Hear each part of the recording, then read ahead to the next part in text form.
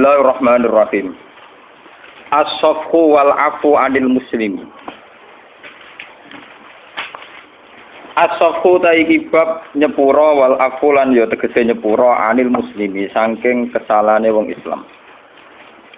Akhraja ngetara sapa Al-Bukhari Imam Bukhari an Ali radhiyallahu anhu yaqul bahasani Rasulullah sallallahu alaihi wasallam ana wa Jubair wal Miqdad radhiyallahu anhum faqala intaliku hatta ta'tu raudata khawfin fa inna biyadinatan ma'aha kitabun fakhudhuhu minha.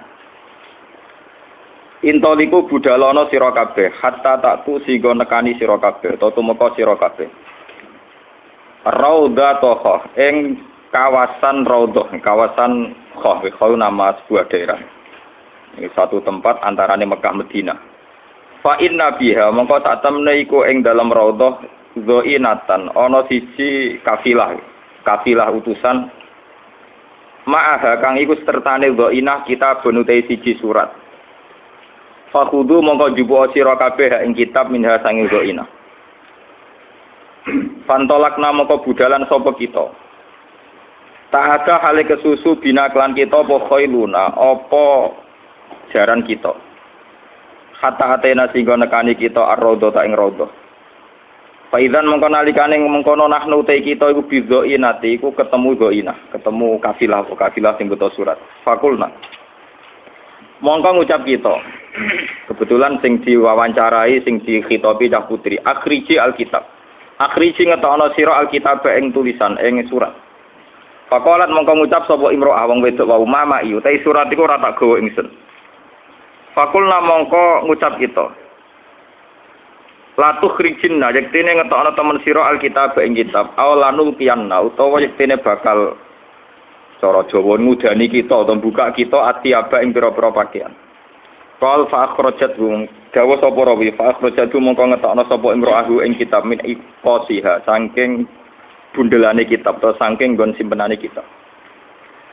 Fa atena mongko nekani kita utawa mongko nyewakno kita bi iklan kitab Rasulullah sallallahu alaihi wasallam.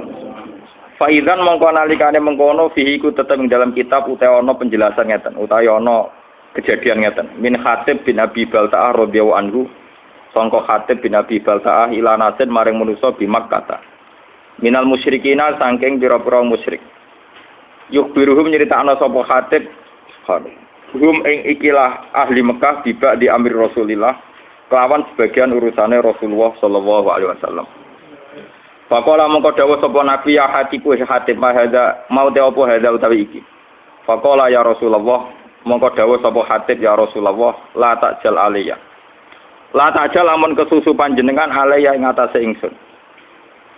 Ini saat temen ingsun niku imro'an niku siji wong. Ini kuntu imro'an. Ini saat temen ingsun kuntu ana sapa ingsun imro'an niku wong utawa sebagian wong. Mulsikon kang parek banget fi Quraisyin ing dalam suku Quraisy.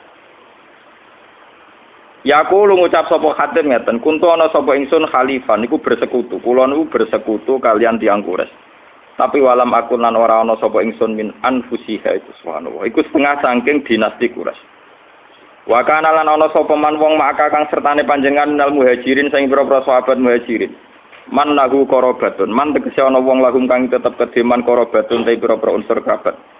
Yahmuna kang iso jaga kabeh biha kelan sebab karobat ahlihim ing keluargane ikilah al muhajirin wa amalahum lan dunya-dunyane muhajirin. Fa ahbabtu mongko seneng sapa ingsun idza fatani dalika. Nalikane pot ni ingsun apa dalika mengkono-mengkono kerabat minan nasabi saing nasab fihim ing dalam ikilah Quraisy. An attakhida ing ento ngalap ingsun indahum ana ing sandinge Quraisy utawa nggih Quraisy ngoten mawon yadan ing siji ikatan. Yahmuna kang gelem jaga sapa wong Quraisy karabate ing kerabat ingsun. Walam af'al lan ora nglakoni ingsun ku ing ikilah perkara nggih, ku ing ikilah cara saniki koalisi utawa mitraan irtidad dan khalif nu manane mitraan te koalisi. Irtidadan ing murtad andine saking agama ingsun. Wala ridon lan ora krana ridho bil kufri kelan kekafiran badal islami sause Islam. Faqala mengko dawuh sapa Rasulullah sallallahu alaihi wasallam ama innahu qad sadaqakum. Ama ilinga ya innahu satamne Allah taala qad sadaqa. Teman-teman benerna sapa Allah kum ing sira kabeh. Faqala mengko dawuh sapa Umar. Sayyidina Umar usul ya Rasulullah Da'ni adrib unuka hadal munafiq. Dak ningalo panjenengan ning ingsun, adrib mongko ngetok sapa ingsun unuka hadal munafiki ing gulune iki wong munafik. Faqala mongko dawuh sapa nabi innahu syahida badrun. Innahu satemene Khatib bin Abi Balta iku syahida nyekseni sapa Khatib badrun ing perang Badar. Wa ma yudrika lan ora merohno ka ing sira, mar kowe iku ora roh, la Allah. Satemene Allah taala utawa muga-muga satemene Allah taala. Jelas ora menawa manane. Iku qadit tolak. Iku teman-teman mirsani sapa Allah taala alaman ing atase wong syahida kang nyekseni sapa man badrun ing perang Badar. Faqala mongko dawuh sapa Allah taala ikmalu masyitum. Ikmalu nglakoni sira kabeh mak ing apa wae situm kang ngarepno sira kabeh. Faqad ghafartu mongko teman-teman nyepura sapa ingsun lakum maring sira kabeh. Kitab sing spesial cerita tentang hubungan interaksi Kanjeng Nabi kalian para napa sahabat. Jadi judul dasar ini Hayatus Sahabat. Kitab ini 3 jilid. Kula riyen beli pas tahun 2009 teng Mekah, teng Maktabah Anas bin Malik, napa. Riyen regane 300 riyal napa pinten. Pokoknya ini 3 jilid dan saya berkali-kali mengkaji kitab ini. Mungkin suatu saat kitab ini bisa dimasalkan di fotokopi, tapi baru saya baca semua. Itu teksnya banyak yang salah. Ya mergo sing nyetak tetep mergawe. Jadi ulama itu niat ngaji, tapi tak tetap nopo mergawe. Jadi kadang ketambahan lah, kadang keliru. Tapi itu bagus. Orang mergawe ada kitab nyebar ilmu. Ini kalau cerita ya. Begini pokoknya kisahnya itu ngaten. Ben sampean ngertos punya perbandingan. Khatib bin Abi Balta'a itu tidak orang Quraisy, ya tidak orang nopo Quraisy. Ini rungokno tenan. Ben sampean nak dadi pemimpin Islam, cek iku kiai, cek ketua RT, cek ketua keluarga iku ora karepe. Khatib bin Abi Balta'a itu tidak orang Quraisy. Dia tidak bangsawan Quraisy, juga tidak bermarga nopo Quraisy. Dia Islam sama Rasulullah. Ikut hijrah ke Madinah. Kalau sekali mukadimah. Yang jelas itu Nabi hijrah itu ketika berlatihan jadi Nabi 13 tahun. Latihan Nabi ini Mekah. Gak sukses mergo Mekah. Glodok. Kenapa? Glodok. Sehingga kabeh ulama sepakat umur nubuwah Nabi 40 tahun. Nggih, latihan dakwah tenggene Mekah niku 12 tahun. 12 luwih sithik. Sehingga orang bilang 13 tahun. Setelah itu hijrah ke Madinah. Ringkasnya cerita soal hijrah ke Madinah. Sebetulnya hijrah ke Madinah itu hijrah yang ketiga karena dulu Nabi pernah latihan hijrah ke Taif nate nang Habasah apa? Nate, tapi hijrah paling sukses teng Madinah. Sehingga semua penanggalan sejarah pokoknya Nabi hijrah ke Madinah. Semuanya nak rugen diterangno detail-detail malah ora paham, malah ruwet terus pokoke bar ke Mekah tidak apa? Madinah. Pokoke sing roh sing gampang-gampang kok. Nah, ketika di Madinah itu di beberapa peristiwa perang, Khatib bin Abi Balta'a itu melok, termasuk daerah perang napa, Badar. Ini yang perlu sampean catat. Saya ini seorang gus anak kiai, putune kiai. Paling repot itu nak ngadepi masyarakat. Ngeten iki kasusnya ngeten. Ben sampean tahu cara Rasulullah menyelesaikan. Khatib bin Abi Balta'a karena tragedi hijrah itu sebuah tragedi. Tentu orang itu tidak sempat mengamankan harta-hartanya. Padahal rata-rata orang yang hijrah itu yang meninggalkan harta dan keluarga. Misalnya bojone orang Islam, anak orang Islam ditinggal. Dunyane cara omah rong dikunci, aset-aset rong dipasrahno kudu cepat-cepat napa hijrah. Karena keadaannya emergensi, tentu cepat-cepat ninggal. Termasuk bawa-bawa nom barang ditinggal. Karena wong Arab ora harus dibojo sitok. Mboten iki nanti guyon tapi nanti menjadi ilmiah. Masuk babonan-babonan nom napa ditinggal. Bener sampean kok ceritane. Akhirnya sahabat Muhajirin yang Madinah ku tanpa bojo. Mulane kata cerita sahabat Ansor bojone papa itu kowe karep di milih iku ya tak pegat ngono ida bar rabi kowe. Sehingga bojo pertama sahabat Muhajirin adalah bojo bekasnya sahabat napa? Ansor. Itu semua ahli tarikh sepakat begitu. Karena bojo-bojo yang belum Islam atau apa masih ditinggal di Mekah. Nah, karena Sayyidina Umar itu bermarga Quraisy, orang Quraisy, Abu Bakar juga orang Quraisy bermarga Quraisy. Rata-rata Muhajirin itu margane Quraisy. Atau punya pertalian darah dengan orang napa? Quraisy.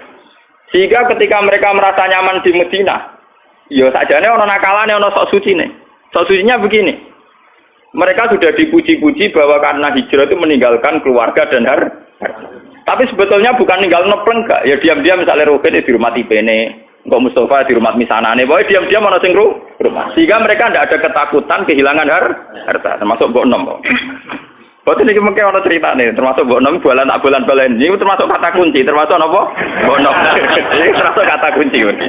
Memang benar sejarah. Nah, Suatu saat Rasulullah itu karena sudah perang Badar mendekati Fathu Mekah sekitar tahun 667 karena Fathu Mekah rata-rata ulama membuat penanggalan tahun 8 apa Hijriah. Setelah itu kan Rasulullah tinggal 2 tahun lagi wafat.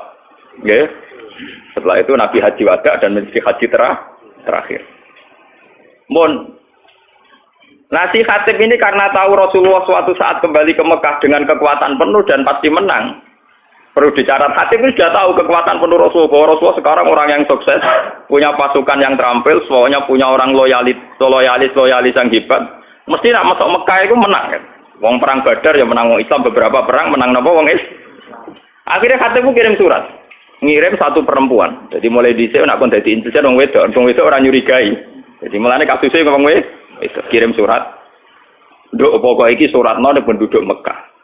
Suatu saat Mekah dikuasai Rasulullah. Lha iku mitra-mitraku sing nyelametno asetku iku kandhani. Ben soban nak ana serangan Rasulullah frontal iku dunya aku ora dadi goni bang. Mergo ketemu kere-kere kaya Rasul itu aku dianggap napa? Goni bang. Aku terkenal ger perang iku sing dunya dadi goni bang, babonan dadi aman. Mulane kata kuncine aku menamuni babonan iki penting. Mergo perang dhisik iku pokoke untuk loro. Tak goni bang mbek aman. Mulane sahabat itu budi-budi sak perang seneng kaya Khalid bareng. Lha niku nyata. Saiki wong seneng wae ayo delian. Dadi saya iku seneng perang. Mergo hadiah untuk Ahmad utawi napa? Mane sing turunane wong bedik-bedik kaya Khalid bin Walid anak wong bedik-bedik. Ngoten niku kadang Ahmad rong bagiane diambung. Lorong bagian bu ambung. Wah, lorong mesti bagian. Ayo di perang iku mesti to. Dua lima bentuk napa? Hasil si Khatib bin Abi Balta'ah iki apa itu kirim surat supaya aset-asetnya diamankan. Ini kembali ke mukjizatnya. Karena Rasulullah itu seorang nabi, beliau mukasyafah. Kemudian diberitahu Jibril bahwa Khatib itu membocorkan rencana Nabi ke Mekah. Padahal dalam teori perang, pembocoran informasi itu kan satu hal yang krusial, satu hal yang bahaya. Padahal awaluman kalau ini betul, berarti awaluman yang membocorkan ini Khatib bin Abi. Paham ya? Akhirnya Nabi lewat teori, ya memang teori perang pasti begitu. Ngutus Sayyidina Ali. Di Raudhah Taqwa cara kene perbatasan Mekah Madinah iku ana wong sing putusane Khatib bin Abi Balta'ah. Itu bawa surat yang mau membocorkan ke penduduk Mekah bahwa kita mau ke Mekah. Walhasil rahasia perang itu nanti terbongkar. Sampai Ali dikejar terus walhasil ternyata surat itu ada semacam pengkhianatan, ternyata Khatib bin Abi Balta'ah sahabat soleh yang pernah ikut perang Badar ternyata khianat dengan membocorkan informasi itu ke penduduk Mekah. Nah, ketika sudah begitu Khatib dihadapkan kepada Rasulullah. Nah, ini ruang tenan, dihadapkan kepada Rasulullah. Khatib, apa yang mendorong itu? Kenapa kamu khianat? Informasi rahasia ini kamu sampaikan ke penduduk Mekah. Dari Khatib, ya Rasulullah, tiang-tiang sahabat muhajirin itu rata-rata kan orang Quraisy. Jika harta dan keluarga mereka terlindungi karena mereka bagian dari orang Quraisy. Kalau saya ini tidak orang Quraisy. Jika saya harus punya mitra orang-orang Quraisy untuk melindungi harta-harta saya, ya. Karena tadi kalau ada teori perang, tentu hartanya nanti jadi goni. Umar karena melihat si Khatib ini khianat, dari Umar, yaitu model Umar mantan preman. Ya Rasulullah, Khatib sudah munafik, bunuh saja. Kalau engkau mengizinkan, Khatib mau saya nopo? Ini yang perlu sampean catat, ngaji di sini penting itu dawe Nabi. Dari kaji Nabi, Marko itu ora roh pangeran. Aku sing roh pangeran. Aku roh pengumuman pangeran sapa wong sing melok perang Badar dosane disepuro. Malah pangeran video pengumuman maklum masih itu fakot gopartu. Langsung wis kowe kelakuane mau oleh pokoke wis disepuro. Umar kan meriah. Ternyata Khatib wis karena Khatib itu tahu melok perang Badar. Jadi dia melok untuk pengumuman maklum masih itu fakot gopartu napa? Laku. Wis piye wae kowe disepuro. Karena juga ada adil kan pangeran misalnya sing mati dianggap mati syahid terus sing ra mati ra disepuro kan ora lucu padha perange kok. Paham ya? Jadi siapa saja yang perang Badar tentu untuk pengumuman untuk satu hadiah ikmalu masih itu fakot gofartu lakum wis kelakuan apa wae wong kowe melok perang Badar tetep napa disepuro. Lah ini yang menjadi catatan sejarah itu begini iki rungokno tenan iki. Dalam Fathu Mekah ini wau kembali ke mbok 6. Mau yang sok suci kan Sayyidina Umar. Mergo ape baca Khatib karena dianggap membocorkan apa informasi. Sampeyan tak ceritani, poso dalail yang dilakukan toreko-toreko sing tukang poso setahun niku. Sinten nggih Pak setahun niku? Sing kurang suwe 3 tahun. Setahun wis suwe malah napa? Poso dalail itu tidak ada sanad sampai Rasulullah. Secara ilmiah tidak ada sanadnya. Bahkan zaman Nabi Sugeng itu jelas-jelas melarang la siyama liman somal abad. Tidak boleh wong poso nurut inti setahun. Jadi dulu larangan betul poso setahun. Oke, jadi poso setahun riyen dilarang Rasulullah. Wis Ramadan tok ambek kadang nak umat ya Senin Kamis, nak umat ya Asyura, sing mesti ku nak wis kadung dadi kiai ya bebo poso napa? Durunge Adha itu napa? Arafah nggih. Arafah. Aku ora tau poso dadi ra. Pas saya khawatir kakek gak jarang. Kulo niku mergo kulo niku ape cerita poso sunat itu trauma kanca kulo. Niki kisah nyata. Kulo niku kanca jenis Sukron. Jadi yo latihan ngiyai pidato pas Idul Fitri. Man soma Ramadan summa atba'u sitan min Syawal fa kana somat daro napa? Kula. Pokoke melepok pokoke padile poso 6 dina Syawal. Bareng hari kedua ketiga tamune cek poso dekne ra poso. Tamune mau lugu-lugu wong awam. Ih, jebule jenengan bodho niku lho. Kula mau arep jenengan jebule jenengan gak poso. Dekne len kula kapok wong iso suci. Ning tuan kula wis kula arep jenengan kapok. Jebule banyak umat sing poso niteni. Pos sing do poso 6 dina do sowan dekne. Syukrane rokokan tenang. Iki jebule jenengan bodho niku lho. Kula men poso-poso ana jenengan jebule jenengan gak poso. Kira tuan kula kuwapok kok Gus. Kula ngiyi tenanan kuwapok. Akhire saiki wis berpidato fadilah mulang ngono. Jadi kula ge ngoten ning titi ngomong fadilah mulang. Misale kula wiridan kalah Mbak Mustofa. Nyabari melarat kalah Mbak Ruhin. Misalnya kalau cerita Fadilatus Sobri alal Fakri, saya tetap kalah berukan. Wong kalau tidak ada reputasi fakir teman-teman. Mulai kisah nyata. Ini kurang tenan. Yang perlu dicatat, Umar ini balik teng poso dalail. Ketika Sulhul Hudaybiyah dan ada masalah besar perjanjian, ini masalah sarang, makanya saya ulang-ulang. Ketika Sulhul Hudaybiyah antara Rasulullah dan kafir Quraisy, itu ada perjanjian-perjanjian yang merugikan umat Islam. Gini saat itu kata orang-orang kafir, Mas kamu boleh tawaf, tapi tahun depan. Kamu nggak boleh mempengaruhi orang Mekah supaya masuk Islam. Kalau sampai ada masuk Islam harus kamu kembalikan menjadi kafir lagi. Tapi orang Islam yang menjadi kafir, rasa balik nomat, macam asal usulnya kafir. Kurang ajar maksudnya. Umar marah-marah, ya Rasulullah, bagaimana mungkin perjanjian ini Anda terima, sementara semuanya merugikan umat Islam. Itu perbatasan Hudaybiyah. Perbatasan apa? Hudaybiyah. Ini rumah tenan. Muatat Umar, ya sok suci muatat. Umpun kaji Nabi, perang mawon timbang ino. Timbang apa? Ino, dari kaji Nabi. Ora marung, aku rene niat umroh. Padahal niku Nabi niate napa? Umroh. Aku rene niat umroh ora niat perang. Karo dene ora nggo alat perang, Mas. Lah sing lucu, mereka di Nabi tahu disangsikan sampai belum pernah Sayyidina Umar bantah Kanjeng Nabi dan menyangsikan kenabiannya Kanjeng Nabi kecuali dalam peristiwa Hudaybiyah. Kanjeng Nabi yo duwe seni. Walhasil Kanjeng Nabi itu ketika mendekati Hudaybiyah itu Nabi ketok senyum-senyum seneng. Nabi ya aneh, itu seni. Kita senyum-senyum. Takoi Mbak Umar ya Mbak Abu Bakar. Ya Rasulullah kenapa engkau kelihatan sumringah senang? Barusan tadi malam. Laqad unzilat alayya lailah suratun ahabbu ilayya mimma tala'atis samsu. Aku bantuk surat yang informasi ini itu sangat menyenangkan. Oh, aku luwih seneng timbang donya sak isine. Nah, termasuk surat iku la tadkhulunal masjidal harama insyaallah aminina muhallikina napa? Perusakum wa muqassirin. Ini surat Fatah. Bahwa orang Islam dijamin masuk Masjidil Haram aminina. Dengan keadaan sentuh. Sahabat itu seneng, wah iki kasil tenan informasi kok Nabi kan gak ngarah salah. Wah kasil tenan iso tawaf iso demek. Ternyata Sulhul Hudaybiyah ada problem. Ning rumah ana gitu Hudaybiyah ada napa? Problem. Umar di kesempatan. Lah jenengan dhewe sing critakno ayat nak kita bakal latat khuluna Masjidil Haram insyaallah amin. Kok malah kejadian ngeten ra iso mlebu-mlebu Mekah. Kanjeng Nabi cek jawab cek. Ya tapi ayat iku ora muni taun iki, Mar. Tapi ning ayat iku ora ono taun iki, Mar. Ya Umar iku, Umar kotom iku sing kepala wong tenan wae. Wes, Gak terima deh, takut Abu Bakar. Abu Bakar jawab ngono. Abu Bakar malah lebih elena cakeme. Ya tapi kan ini Allah mas. Coba ini cerita, sampai ngerti bahwa sahabat itu memang sama tersapian terus tenaga problem-problem sosial. Latat kulun nal masjidil haram apa? Insyaallah tuh kalau gue nak ngiyai mesti enak, kok enak. Ya kan ada jaminan saiki. Betul kan, lah repot. Nak sobede ra barbar kan.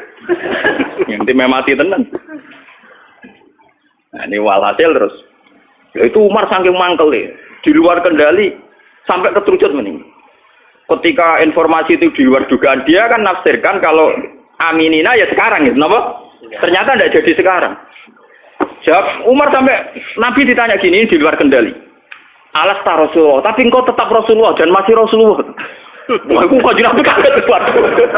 Maksudnya biasanya nak informasi kan cosmeng. Nah kali ini melenceng berarti alas tar. Jangan-jangan kau sudah ada Rasulullah. Umar saking dari Nabi gak emosi. Ya aku tetap Rasulullah. Lah semua informasi dari engkau mesti bener. Iya mesti bener. Lah tapi kenapa ada jadi masuk Mekah sekarang? Ya mergo ora ono tahun ini karena Nabi jaganya mergo ora ono jaminan tadi. Walhasil Nabi menerima konsep Sulhul Hudaybiyah dan akhirnya Nabi kembali ke Madinah tanpa terjadi umrah. Sampai 2 tahun kemudian baru terjadi apa? Nah itu Sayyidina Umar akhirnya nyari anto poso dalan. Buar ini Madinah dia sempadan. Jebule ngotot bantah Nabi dia ora kangen Ka'bah. Duwe bodoh kowe. Jadi dia ngotot bantah Nabi ora kangen Ka'bah. Munamuni apa tuwa ora ono pikiran tuwa ora ono. Mergo kangen mbok enom semisuwi ra dikumpul. Saiki wis mitu gerbang Mekah le yo gara-gara kangen mbok enom kok aku bantah Nabi ngantek ngono, paham ya? Terus dia sumpah-sumpah pe poso setahun. Mulane poso setahun niku sanate dalil ila Umar radhiyallahu anhu. Iku ngaparoi ngempet mbok enom. Nganti bantah sinten? Nganti bantah Rasulullah. Mulane terus dadi mitos nak poso dalail nyebur dosa. Mergo dosa bantah Nabi kelebur, meneh dosa ringan-ringan kapan. Niku ceritane. Sehingga Umar lah awaluman sing mensyariatkan poso napa? Gara-gara mangkel. Gara-gara mbok enom wae dekne bantah Kanjeng Nabi modho ni Ka'bah. Engko sithik-sithik meneh kangen tawaf. Kan ning uteke dhewe ora ono kamu tawaf ora. Paham ya? Kamu tawaf mboten nen. Lah niki balik teng Khatib bin Abi Balta. Khatib ini pula juga di mbok enom di keluarga. Paham ya? Nah, mulane kula ini yang kaitan dengan saya dengan para anak-anak kiai. Maksudnya sing waras sing gelem mikir agama. Niku memang kesulitan. Misalnya saya ini hafal Quran, saya ngapalkan hadis. Sampai sekarang saya masih belajar, masih berburu kitab. Masih berburu kitab. Dan saya menikmati belajar agama, nikmati mulan. Tapi kan tidak semua orang Islam yang punya nasib kayak saya. Yang punya nikmat kayak saya. Jika saya tidak bisa, ada orang Islam kok dorong pokoknya kan berapal Quran, ngalim mesti ditanggung pangeran, tidak bisa. Mereka ada yang dari keluarga yang punya tradisi kerja. Kadang dari keluarga yang logikanya harus PNS. Dari keluarga muslim yang baik tapi logika wong kudu nasibe jelas duwe toko, duwe pekerjaan dan sebagainya dan sebagainya. Ini harus kita maklumi. Harus kita napa? Maklumi. Kalau ndak nanti Islam ajur-ajuran seperti ini. Rasulullah ketika Umar tidak menerima kesalahannya Khatib bin Abi Balta, dia agak munafik, mereka bocorlah informasi. Tapi ketika Khatib menjelaskan ke Rasulullah, gini ya Rasulullah, orang-orang muhajirin itu tenang saja di Madinah, karena mereka sadar keluarga dan hartanya diurus kerabat-kerabat mereka. Saya tidak punya apa-apa, saya harus punya kiat-kiat untuk hartaku Tapi apa kata Rasulullah? Ternyata Rasulullah, ya kamu ada kepastian dari Allah bahwa Allah Ta'ala innahu qad sadaqakum. Allah benerno alasanku. Tiga mana ngeten, saya ini anaknya kiai.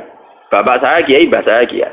Umpama aku sangka ngalim nganti tuwek nganti matek ra di pekerjaan. Pokoke anggere mulang istiqomah abad asah. Kuwi wis gede prestasi. Temenajan to kere klunak-klunuk mek kukar-kukur ngono wis prestasi karena ukuran sukses anak kiai mulang istiqomah. Bayangno misalnya keluarga yang matre atau PNS atau apa. Kan enggak mungkin wong ngono udah prestasi. Urip ora jelas. Nah, tentu santri-santri soleh yang dari keluarga ini jangan salahkan nah orientasinya bisnis. Karena ya itu tadi konteksnya beda. Lalu saya biasa debat sama Gus sampai maki-makian. Ini cerita-cerita ilmiah saja bukan. Lah nggih lho, jenengan sinau tenanan perkarane dihormati dicucuk. Engko pondoke ya jelas mulang jelas. Nak rugen kon sinau tenanan ya ngerti ra di pondok. Engko kitab Pak foto-foto takokane bojone iku dadi dhuwit ta ora. Lenda kan konteksnya beda sekali. Tentu dari keluarga yang punya kesadaran, enggak keluarga saya kan enggak ngerti kok. Enggak kena sinau untuk apa kan enggak. Bapak saya ada pernah tanya gitu, bapak saya juga ada pernah tanya gitu. Malah narang alim takon sana. Pak kiai jirang alim. Nah ini kan ya kasusnya Khatib kayak gitu. Makanya ini ya, kenapa ini saya ajarkan di sini biar apapun kebaikan yang kita sarankan jangan digeneralisir, jangan disamaratakan. Kebaikan tetaplah kebaikan meskipun dengan varian yang berbeda, Wong saya di desa saya itu berkali-kali kalau saya diberi kesempatan maidhatannya, saya 5 tahun itu pidato sekali, jarang sekali saya mau pidato. Jadi biasanya 5 tahun sekali, 4 tahun sekali, wong-wong do kumpul dengan kula, kepengin kula pidato. Karena kula pidato setengah jam. Jadi kalau nak pidato kayak simpel mawon. Wis wae jenenge anu saya danten senengani pengajian sing saya mboten nggih saya sing turu nggih saya sing tengah-tengah saya. Wong Islam itu gampang. Itu tak critani wali sing turu ni. Soal dadi nek Ihya ono cerita lucu. Ono wali nak rino ku poso, nak bengi niku tahajud. Wes salat sunat apa dilakoni, poso model wae napa? Dia karena merasa suci karena amalnya entek ngamek. Ndekne golek saingan wali. Ya Allah, apa ada wali yang setingkat saya? Ternyata pengiran dituturo wali sampeyan turu. Iku ngilir bedak salat.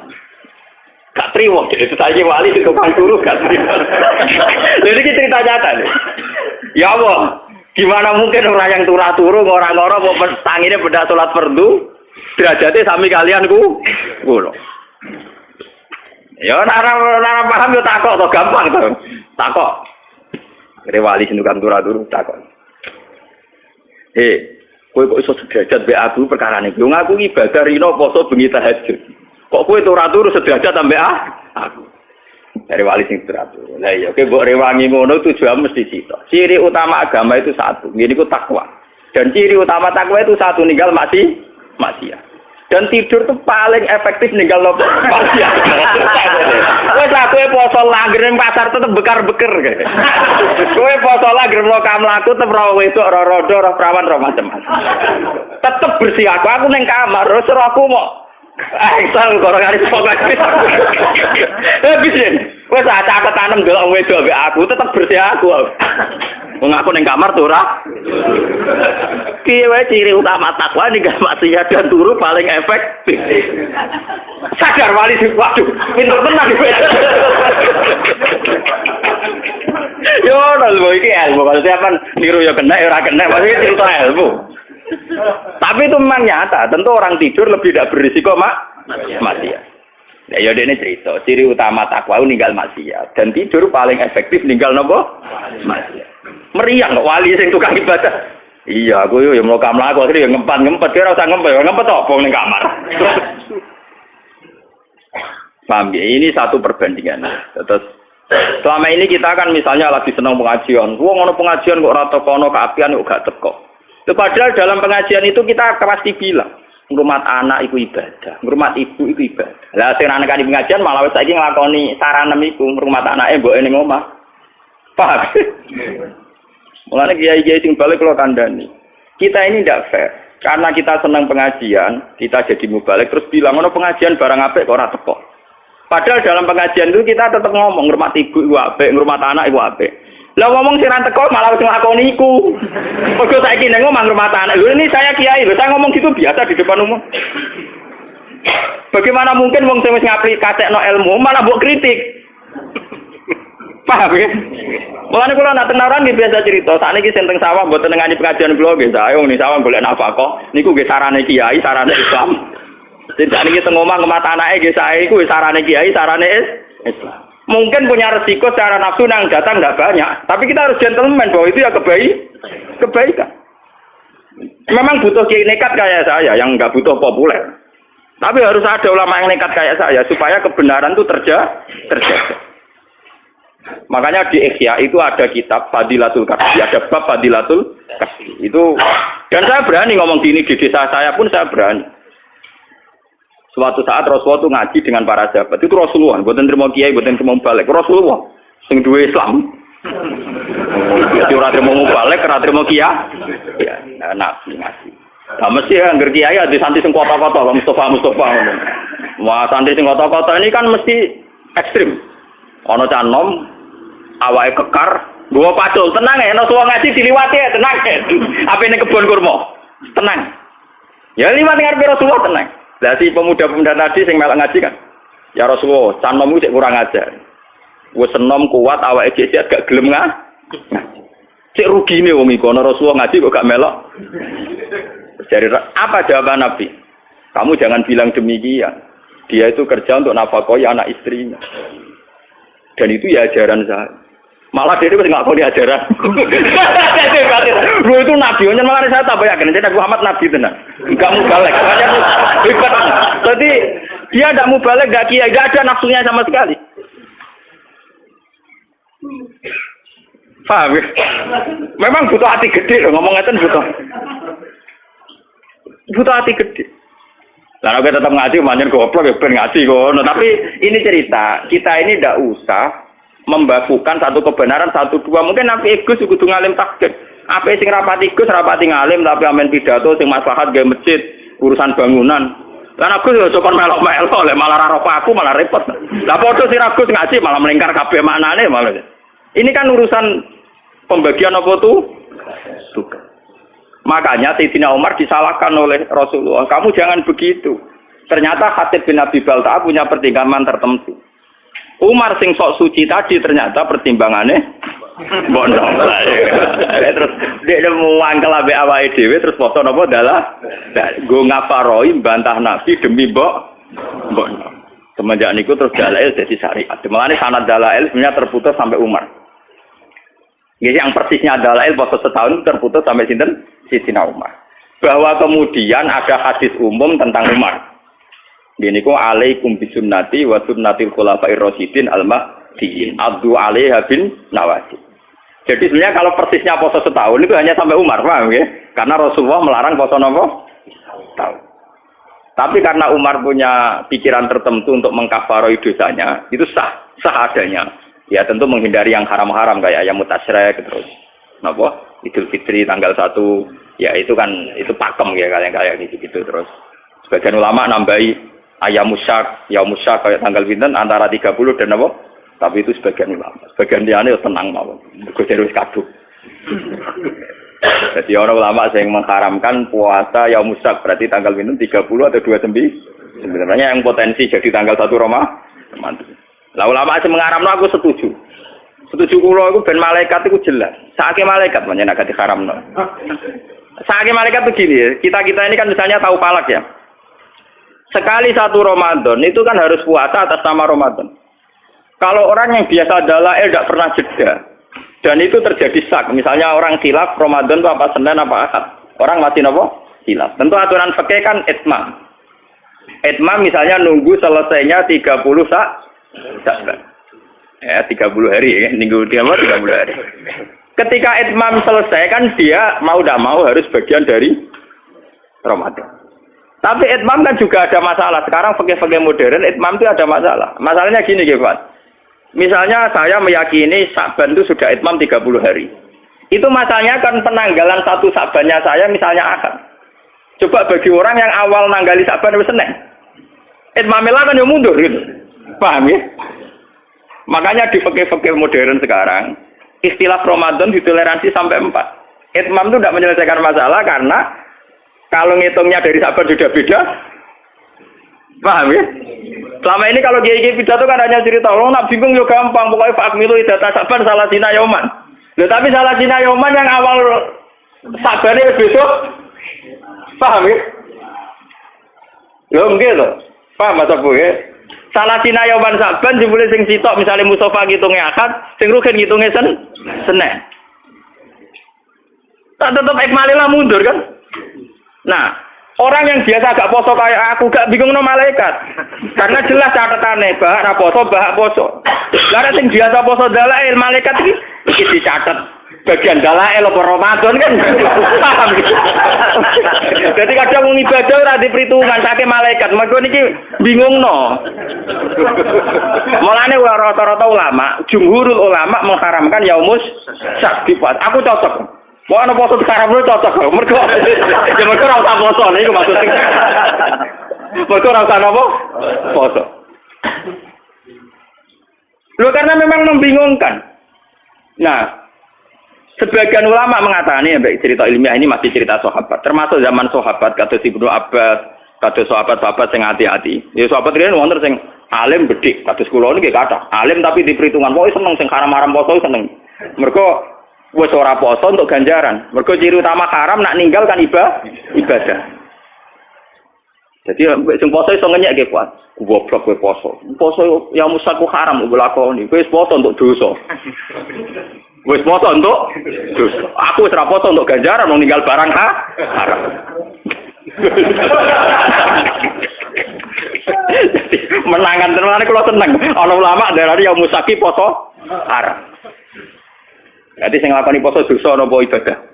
Dosa. Sing ninggal ganjaran napa? Mana aku seneng mbek ulama sing darani haram. Nah, terus ulama-ulama sahabat sing soleh-soleh kata Ibnu Abbas, Ibnu Umar debat. Sebagian sahabat darani, ya musak tetep pasani wae. Piye wae ya musak itu potensi bagian dari Ramadan. Sebagian sahabat cara berpikir lebih baik saya puasa tidak bagian Ramadan, saya berikan ke Ramadan. Daripada faktanya ya musak sebetulnya telah Ramadan dan saya tidak puasa. Paham ya? Bolak-balik sing dalane keliru meneh. Kenapa yang keliru meneh? Kalau yang biasa gak puasa kaya aku terus puasa, pangeran pirsa. Gak mesti wedi ra nglakoni Ramadan. Tapi nek sing biasa dalail, rutinitas apa ora? Kan mergo mlebu ning rutinitas. Potensinya salah lagi. Mulane ana ulama sing nyiasati dalail kon nilangno, kon ninggalno sedurunge rong dina ya sak. Mergo ngoten niku resiko napa? Resiko antara rutinitas dengan meyakini bagian dari napa? Nah, bolak-balik nak dua pendapat ekstrim di fikih biasanya sing ketiga terus nakalan. Sok bijak tapi asline nakalan mergo untuk pendapat loro. Paham ya agak tunggale tengah-tengah mergo ora melok debat. Nah, terus ana ulama sing ketiga cerita khusus bagi mereka sing duwe adat poso. Cek dalail, cek Senin Kemis, ketika hari rutinnya puasa jatuh pas barengan Yaumus maka tidak jadi haram. Tapi sebenarnya masalah itu tidak selesai. Kalau tidak jadi haram itu mewakili Ramadan, itu mewakili dalail. Tetap nggak ada malaikat PR. Tetap nggak ada malaikat apa? PR. Paham ya? Dan itu dulu zaman sahabat itu sudah diperdebat. Mohon kalau balin malik ya tentang cerita kitabnya. Jadi Khatib bin Abi Balta itu punya masalah sosial yang beda dengan para kebanyakan sahabat. Jika harus dimaklumi. Sama seperti saya sekarang rasane dadi kiai itu ngoten. Kalau kita tidak punya pondok salaf sing spesialis ngalimno wong tahqiq, ya ora ana wong alim tahqiq. Soale pondok nak kurikulum, golek wong alim tahqiq kange. Tapi ketika kowe anti ijazah, yo repot. Tidak semua santri kepen ngalim tahqiq karena dari keluarga yang tanya ijazah. Dan sebagian santri yo ora kepen ngalim tahqiq. Wong entuk ijazah, wong umpama mondok salaf lah tetep alim tahqiq. Lah jenis ngene ra angel rumah tarik. Misalnya kalau rukun yo ora alim tahqiq yo ora ijazah. Wong kok Banyuwangi terus go bojo ya. Yang ora reputasinya sudah gitu. Dan itu wis dilemong tuane pira-pira cowok enggak golekno ya sudah. Ya sudah kebaikannya dia, suksesnya dia ukurannya bermodok untuk bojo. Ya sudah gitu deh. Kita tidak bisa maksa orang kebanyakan. Kok pondok ikut iso maca Bukhari, Muslim. Ya kadang kita hanya misalkan pokoknya sholat madhep ngulon, kita nak salam yang ngalor sik ya sudah. Terus pakai ukuran-ukuran gitu. Paham ya, ini penting kalau aturakan. Ternyata Rasulullah piyambak cara pandang begitu. Khatib bin Abi Balta dimaklumi karena setiap orang pasti punya kodrat, punya insting, punya fitrah untuk melindungi harta dan keluarga. Paham ya? Sehingga ketika Khatib bin Abi Balta bahkan dianggap mengkhianati Rasulullah, dimaklumi oleh sinten Rasul. Umar yang sok suci begitu dalam konteks Khatib, ternyata beliau juga punya kesalahan dalam sulhul Hudaybiyah. Ternyata dia ini kangen Ka'bah, kangen mbok. Wan yo repot. Mas kalau kowe dolan ning kanca, pengiran yo pirsa dolan ning kanca silaturahim. Sebagian yo ngindari wong judes ning omahe. Wis rahasia umum pengiran pirsa. Niat silaturahim mbok kadare piro? Tapi nak ngendari jatah blojo karuan. Timbang esuk-esuk mari tukaran bebas silatur. Mau nak bojo sore kan biasane separatus setan ilang mulai. Mulai bojo wis sadar. Kok itu Pak kok gak ketok-ketok mlaku-mlaku. Jajal muncul setengah pitu esuk keranyam. Banyak kebaikan sing subhat ini pirang-pirang. Kebaikan sing napa? Subhat. Sawangane kangen Ka'bah. Dibule plesir ngono wae. Jadi ini terbelit masalah korupsi. Kurung-kurung nak multajam donga mustajab. Nak menawa bebas kok korupsi, moro Ka'bah. Jadi Ka'bah delok-elok. Delok-elok. Nak menawa iso nyapaati terus bebas sangka napa? Terjerat napa? Ini Ka'bah kayak kuwatir ngadepi wong ngono. Ya itu kan sudah gitu itu ya kayak kasus Sayyidina Umar kok tadi. Umar wong soleh tenan dikafari poso setahun apa ngomong gelem. Paham ya, ini ben sampean ngertos. Kenapa saya milih kitab Hayatus Sahabat ya? Kalau kitab-kitab tasawuf kayak Hikam, kayak Ihya, itu dikarang orang-orang yang sudah dekat Allah tapi tidak mengalami kasus sosial yang nyata. Beda dengan Rasulullah, beliau seorang sufi, seorang ahli ilmu hakikat, tapi ngadepi konteks sosial yang berbeda. Dan beliau harus dihadapi. Itu kan ngeri betul. Beliau atas nama pemimpin besar dan atas nama profesional urusan militer, informasi memang nggak boleh bocor. Sehingga beliau serius sekali ngutus sahabat untuk menangkap utusannya Khatib bin Abi Baltaah. Dan itu kalau dalam teori militer bisa dibunuh Khatib itu, karena membocorkan informasi. Itu secara teori militer. Tapi Rasulullah kan tidak hanya militer, tahu teori militer. Beliau juga seorang nabi yang pemaaf. Sehingga atas nama nabinya beliau harus memaafkan. Berarti beliau sudah melakukan dua hal. Atas nama teori militer harus mengamankan informasi, nggak boleh bocor. Sehingga Rasulullah ngutus sinten Ali untuk mengamankan surat sing rahasia. Tapi atas nama Nabi beliau harus memaafkan, bagaimanapun kesalahan itu tidak kesalahan fatal. Beliau itu kan tidak gampang.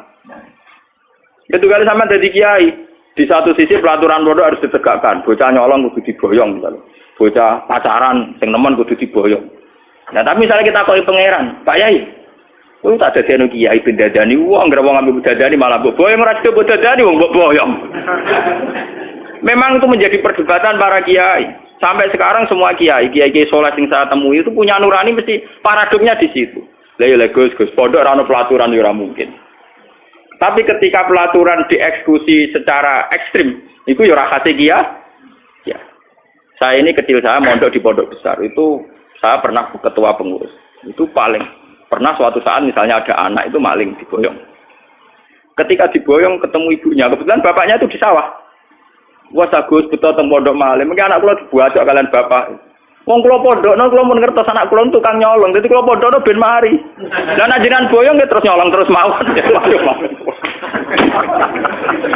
Dan itu ngomongnya seorang ibu yang tulus. Kula tuh pun ngertos Gus, nak penyakit anak kula niku nyolongan. Mulane kula pondokno ben mari. Piye kira cokodo. Kan tidak mungkin pondok tanpa pelaturan. Pelaturan tidak apa-apa, terus kan tidak mungkin. Tapi ketika terlalu ekstrim menerapkan itu, terus kemudian kapan kita tarbiyah? Kapan kita memperbaiki manusia? Nah pada kurikulum saya nanti bayar bar. Sekolah kurikulum kan aturannya lebih jelas. Ini kriminal atau ora? Nah kriminal dilapor polisi biasa mode.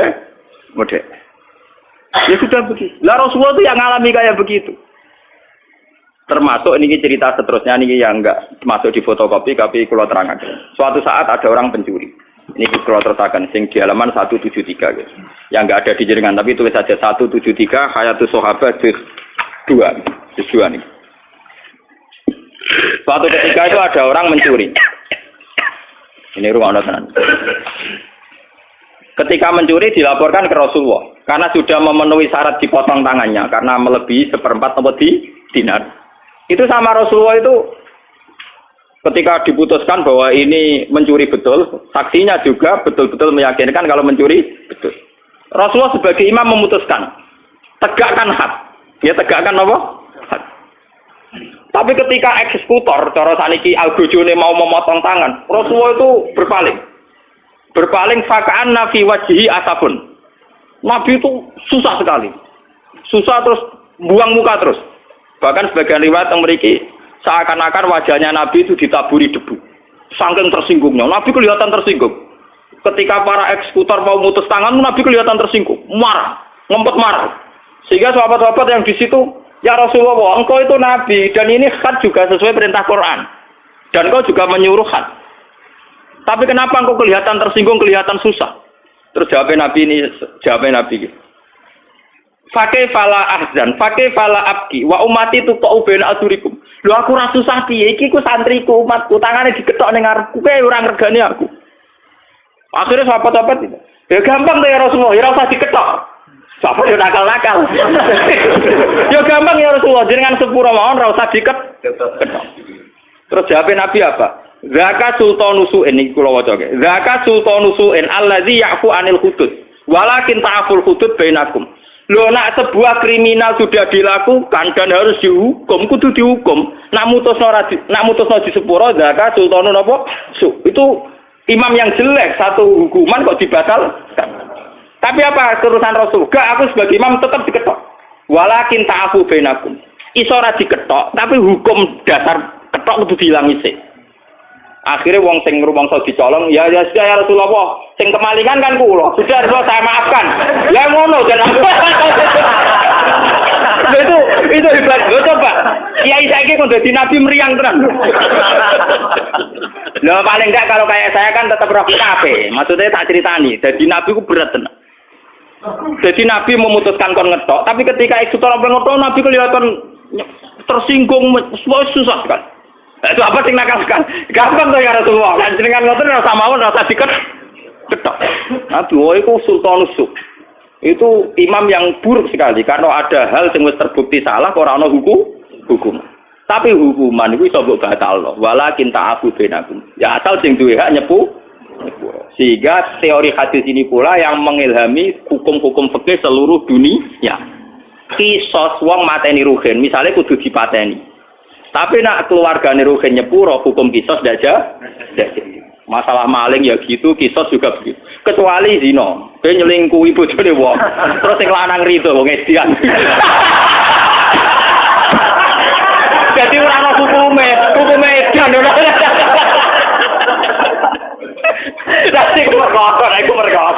Iku ora ana contone. Kecuali cerita-cerita ning kota-kota gede sing edan-edan niku. Wah, lha iku ora ana pembarane mulane kula niku wis ngalim ngene cek kalah mek kanca kula. Gus kula nang ngalim kalah mek jenengan, Gus. Tapi nak guyonan hukum tetep pinter kula. Dene sauri-uripe ngaji mek kula, tapi nak urusan guyonan hukum menang dekne. Pancen ra ngalim kan uteke akeh. Dene nate tangkel kula. Gus, jenengan tak bedheki, nak iso lho Gus. Kaya nak ngalim kula ngakoni kalah, saya nek iso jawab niki bet. Dosa napa sing Allah ya ora seneng, setan ya ora seneng. Umumnya dosa itu kan setan seneng kok. Iku setan ora seneng. Apa jadi nyelingkuhi bojone setan. Iku Allah ya ora seneng, setan ya ora apa. Ora aja. Jadi dia nang contoh dosa sing Allah ya ora seneng setan. Wah aneh ta kon iki. Oh, dosa. Iku nyelingkuhi. Iku Allah ya ora seneng piye wis zina. Setan yo ora seneng ya bojone. Allah karib. Mulane saiki terus mulane minuman keras nek diombe wonge mati diteket setan. Wong minuman setan diombe. Setane gak trimo. Allah yo ora seneng perkara minuman setan. Setane yo ora seneng. Ngombene dipek. Mulane hukumane berat jane mati ya. Kok Allah yo ora seneng. Kok nak maksiat setan seneng, jane setan nulung. Iki lah yo ora nulung, mergo mangkel minumane dientek. Lah ya, kok ape utekam lah ya Gusti ora ngalim kudu ngembangno ngene iki. Ngene iku sing nyarano kula. Wis Gus ra usah dadi wali papan atas, ora usah dadi wong saleh nemen-nemen ora enak. Lah ora enak. Engko nek ning swarga bareng Nabi Ibrahim Muhammad ra iso rokokan. Soalnya biasa-biasa wae kok tetap awar kula santai Gus. Jadi semoga jare nak soleh nemen keluargane awar Nabi meriang gitu maksudnya. Wah sungkan aku dilak-diluk terus kan. Gak enak. Jadi keluargane biasa wae kok nak kangen Nabi sowan. Lah iku carane ya saleh yo nemen-nemen. Kira ngajar, kira. Lah yo dekne wijine rasional urusan ngono. Maca kitabe yo blobor tapi nek urusan ngono dene. Ya muga-muga rezeki mi utek ngono iku. Bang, terus ini memang kenapa ini saya dari rumah niati bahwa kitab ini difotokopi. Memang kita sebagai tokoh agama repot ngadepi fakta-fakta sosial sing macem.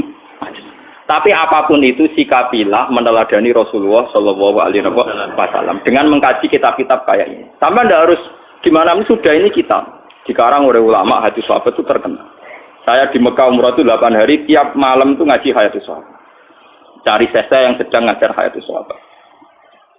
Jadi saya umrah 9 hari itu kalau malam belajar Bukhari dengan hadis sahabat. Ya saya emang niatnya sinau. Kalau wiridan ya ora kuat. Jadi yang berkonco-konco enggak umrah lagi, Kak, bisa naik cukup. Sinau aja. Karena pikiran saya sederhana, saya ini ulama, ora usah kon umrah bolak-balik. Wah ulama ya benar kitab Iqra bismillah. Ora ono ning Quran dimulai tuh bil baiti ora ono. Pertama yang kon maca. Nabi Adam pertama digawe wa alama adamal asma. Berarti semuanya itu dimulai dari unsur ilmiah. Ora ono cerita liyane ilmiah. Lah iki ulama, dadi sebenarnya sinau. Lala kesampean. Kabar-kabarnya kalau di depan Ka'bah itu orang tidak boleh bawa kitab karena Wahabi itu ekstrim. Selain yang baca Quran biasanya nopo di juhura kalian naskar-naskar. Nah, kalau ya goblok. Kalau kitab kayak Bukhari itu kan standar dunia, orang Wahabi juga mati. Jadi kalau saya jam 2 itu belajar Bukhari sampai subuh. Ya gitu kan sepi. Ya karena belajar wong alim itu wadah kan gak boleh rujuk, gak boleh makno. Orang yang belajar Mustafa ya boleh kamus. Mujid gak kena kamus terjemahan. Ya repot-repot. Malah kabeh sing bingung piye riwayat. Jadi kalau malam itu belajar jam 2 sampai subuh. Biasanya santri-santri sarang yang di sana ikut ngaji. Meskipun sudah mondok di Mekah ya, kalau ngaji lagi sama jenengan, memang dulu muridnya saya ketika di sarangnya ngaji lagi Bukhari. Sehingga saya pas di Multazam itu hanya berdoa, ya Allah, saya ingin mewarisi Rasul Engkau yang Engkau titahkan, Rabbana wab'ats fihim rasulam minhum yatlu alaihim ayatika wa yu'allimuhumul kitab wal hikmata wa yuzakkihim. Bahwa Rasul Muhammad itu disifati Quran itu hanya tentang ngajarnya. Seorang Rasul itu apa? Rasul adalah orang yang mengajarkan kitab Quran. Wa yuzakkihim wa yu'allimuhumul kitab wal hikmata wa yuzakkihim. Sehingga seorang ulama kalau warasatul anbiya, ciri utamanya itu hanya ngajar. Bahwa kemudian wajib haji, nak ditakdir wajib. Ini kok nggih. Ya kaya kula mari kadang wah ya repot. Kalau nu cara melarat malah ora mikir kaji. Kadang ditakdir mampu napa? Nek rugen kula takok, wah kula ora kepikiran blas wis ora wajib. Oh, tekalek pikir gowo-gowo. Tapi memang ya, kalau ulama itu watak dasar yang wajib enggak bisa dihindari itu mulang. Karena ketika Nabi Ibrahim itu ingin punya anak cucu yang jadi rasul, itu berdoanya Rabbana wab'ats fihim rasulam minhum yatlu alaihim ayatik. Harus ada alaihim. Setelah dia alim Quran harus dibacakan ke orang banyak. Kayak saya ini dibacakan ke orang banyak. Yatlu alaihim. Jika hubungannya ulama dengan umat usahakan hanya hubungan ngajar. Dan itu saya praktekkan. Saya di Bojonegoro habis ngajar ya pulang. Di sini habis ngajar pulang. Jarang saya nimah tamu. Sekali ulama di luar mulang hubungan dengan masyarakat setengah dukun. Sing marat njodongakno jembar rezekine sing buka toko ya ben penglaris. Paham ya sing dudo-dudo ya kepen nang payura. Itu ndak harus ulama sekali bersaya sing nangani ngono-ngono iku, Pak. Selain aku ya ora duwe donga-donga sing iki buka toko, iki buka pom, iki ora duwe ngono. Wah, nek sing kiye-kiye ngoten wae ono ae dongane. Buka toko ben laris.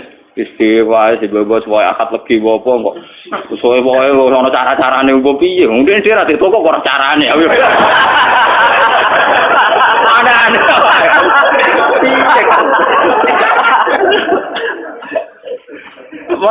mulane kula nyuwun tenan kula bola-bola wae jenengan hubungan mbek kula namung ngaji mawon rasa sowan-sowan kudu kula iki mbuhan metu suwani mudi untuk hubungan di sani wae rejuk mulai nyoro tenan kula ini kula cerita kalian dari Lukman. Di Rembang itu ada pondok besar kawasan santri. Niku teng kawasan Sedan. Niku keputusan niku haflah akhir sana niku ngundang kula. Ngundang kula kan pidato itu hasanah itu. Kalian seorang kiai. Yang jelas kula calon mubalek lah mau itu hasan. Panitiane sowan Gus.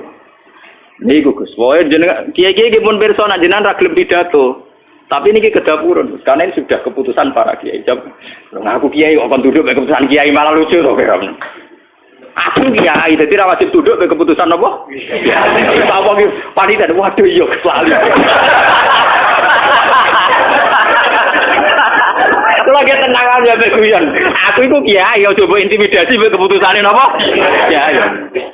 Dikandakno ning para kiai sing mutusno. Jare Gus Pak sendiri juga napa? Akhirnya kapan-kapan ketemu mbek ketua kiai. Wah, aja teh cangkem. Wah, aku ngundang kowe ra mergo saking takzimku ben ya ben ngomong kene untuk barokah alimmu ngene-ngene. Aku rabakat. Nah sebetulnya itu ya baik teman-teman nak sing pun bakat pidato nggih monggo nak rezekine kok menapa. Tapi nak sing kados kula nu ampun diundang. Di sampean kecewa. Ngono kula balik. Wingi entuk tamu ke situ foto. Gus niki kudu jenengan pidato situ foto. Kula pun ado-ado sowan mriki mosok boten jenengan turuti. Jaman kula enak. Padha aku nuruti kowe ya para ngono madoh to. Kowe aneh-aneh. Aduh kon ngregani aku dari situ foto Rembang wadol. Aku nuruti kowe ya adoh para ning ngono. Lah nek mentolo ngel-ngelo kiai emem. Mboten Gus mboten. Nyuwun barokah mawon. Oke, nggih kula kapan-kapan kalian pengurus pondok mriki mon sowan ngaji. Ha ngono apik waras ya. Dari memang saya itu bukan bapak ya. Artinya ya kalau yang bakat pidato nggih monggo, sing bakat mubalagh nggih napa monggo. Tapi sing bakat ngalim yang statistik yang terdokumen kayak saya sudah begini saja. Biar ada tradisi setiap ilmu itu ada marojek. Saya itu kalau ngaji saya tahu wong kok rukin ngomong apa percaya umpamane ra paham. Tapi tetap tak dudono kitabe. Meskipun aku ya ora yakin orang sing takok rugen Gus Bak mulang kitab apa ya ora takok. Tapi secara akademik, standar akademik sebuah ilmiah harus ada rujuk. Dan rujukan harus diketahui kitabnya apa, halamannya berapa. Jadi sama enaknya. Paham ya? Makanya yang bakat kayak saya sudah begini terus, mungkin sampai mati. Tapi nak mati ini ra suwe-suwe kan ya ra suwe-suwe itu, Gus. Sing penumur suwe-suwe loro. Kalau niku mau umur tua gara-gara trauma. Jadi Nabi Ibrahim itu suatu saat donga. Dia ya tahu, keliru donga ya tahu. Kayak Nabi Ibrahim lah. Ya Allah, kalau kepen umur panjang. Mbak pengiran lah dijawab. Mboten apa? Nabi Ibrahim umur panjang, mbak pengiran lah dijawab. Suatu saat dia ditamu wong tua. Untune wis ra ono, tuwek nuno. Disuguhi kurma ben apa? Anggur. Anggur sing wis wabam sing mateng nih. Tiap dipangan meler-meler sebelum meneh. Nabi Ibrahim itu sampun Gusti waktu buka mboten situ. Dene kuwatir meler-meler kuwi. Dadi pengenan ora dijawab. Ana satu wong tuwa. Ora ono untune mangan apa? Anggur ana aire to. Ono kan. Lha ku ngerti pangan meler meneh ceblok meneh meler meneh. Langsung ya Allah situ. Terus akhirnya alami mawon Gusti. Lah kowe kepen tuwa barang kok lha opo? Santri ra duwe putu bosen ngrumat, bojo judes. Anak bosen ngru. Salami ya ora usah ndonga panjang umur. Wis wae ndonga ya. Gusti kalau sebaiknya hidup ya hidup. Kalau sebaiknya mati ya mati. Itu aja kok re. Memang ajarannya Nabi Muhammad kan gitu.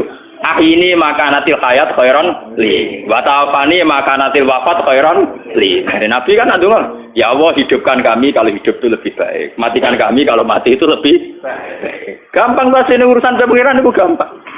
Malah ngajari pangeran, kepengen umur napa? Wow, kepengen nak mangan meler.